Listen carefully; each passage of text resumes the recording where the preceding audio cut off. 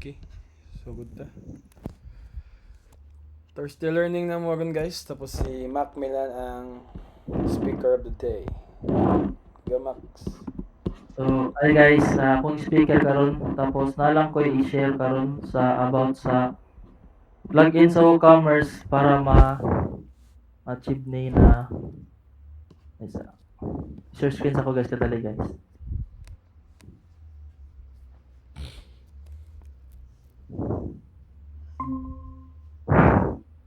Kita na.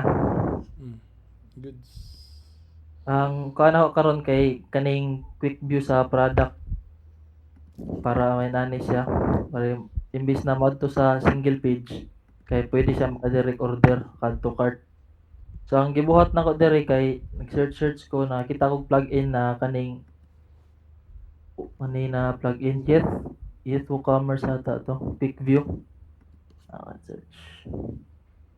Kani siya na plugin Jet WooCommerce quick view. Tapos pag set up ani ang gibuhat nako gi-short code na nako ni naman siya makabutang na short code. Dari. Tapos nag-search ko ani kung kay kuan mo gud ni ang gigamit nako diri kay loop product siya, breakdown sa ay bali global blocks. So ang gibuhat nako nag-search ko na unsa ang pagbutang so naday siya short code ani sa documentation niya. Tapos ang gibutang nako mo ni siyang short code. Kanilang Yet quick view na short code. So gibutang nako sa global block sa loop. So mo to dali na siya makita. Tapos pag tuplok ko nimo ang quick view mo na ni siya single ang murag short description niya.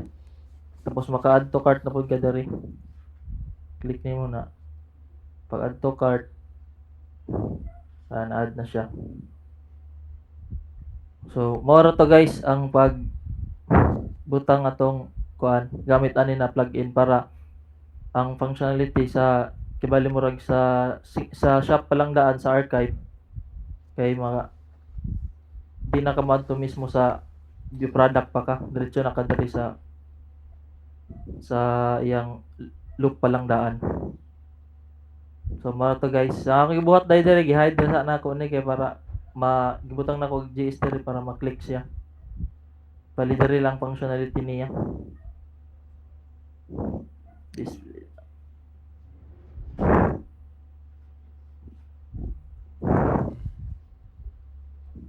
Para dali na siya i-click. Kana gyapon siya. So moro to guys akong i-share karon. Bites. Ang styling ato Mac ba unsay kuan nato niya? Bali mag-create gyapon ka gana sa breakdance or naa na siya Ay sariling kuan to modal? sir kanang ang styling ani sir kay kuan kanang gi global nako sa kuan breakdance gi selector nako kay lahi man ang styling ani niya. Bali na So siya default siya no. default siya wala ka maka-create og kuan kanang create og blocks niya para siyang pop-up. Right. So maura to.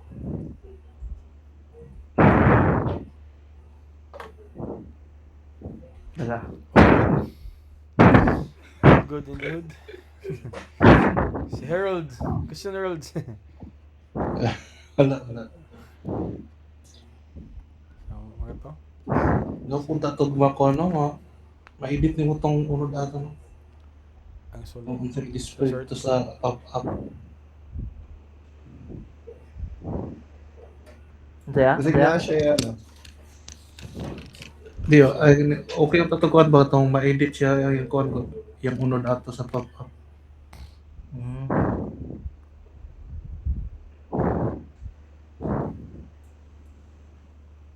May option. Ato. Wait, sarap ba ito?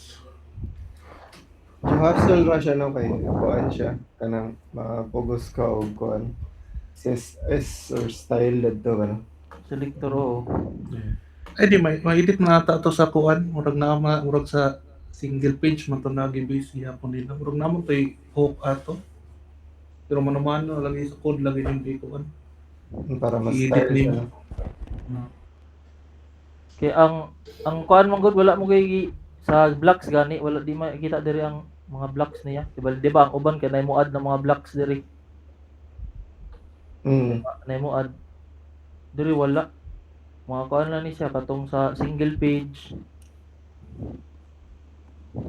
Wala tong functionality mismo niya sa default sa WooCommerce ba na mga quick view siya. Okay, fights.